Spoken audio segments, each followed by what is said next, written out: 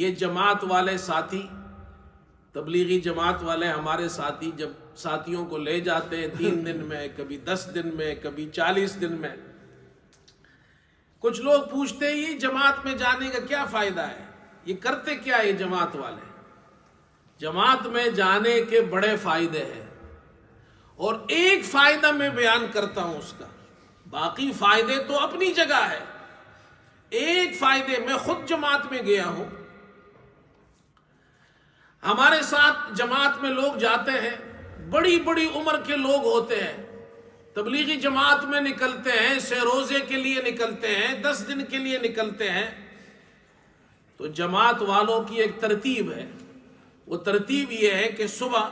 جب ناشتہ کر لیتے ہیں، ناشتے وغیرہ سے فارغ ہو گئے، اس کے بعد ان کے حلقے لگتے ہیں، اور ان حلقوں کے اندر وہ ایک دوسرے کو اپنی نماز سناتے ہیں، نماز سناتے ہیں، سبحانک اللہم سے لے کر السلام علیکم ورحمۃ اللہ تک، اور آخری 10 سورتیں الم تر کیف سے والناس تک اس کو پڑھتے ہیں۔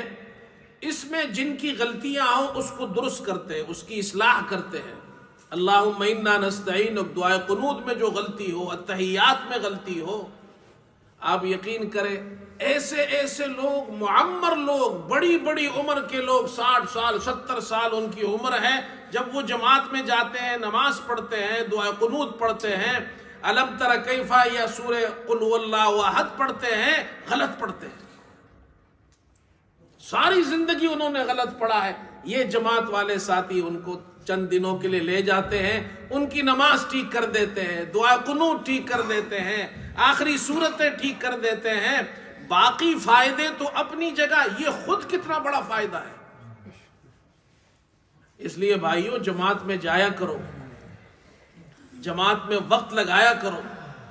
جب بھی موقع ملے۔ جماعت والے یہ ہمارے محسنین ہے، یہ چلتا پھرتا مدرسہ ہے، اس کا ایک فائدہ میں نے آپ کو بیان کر دیا ہے۔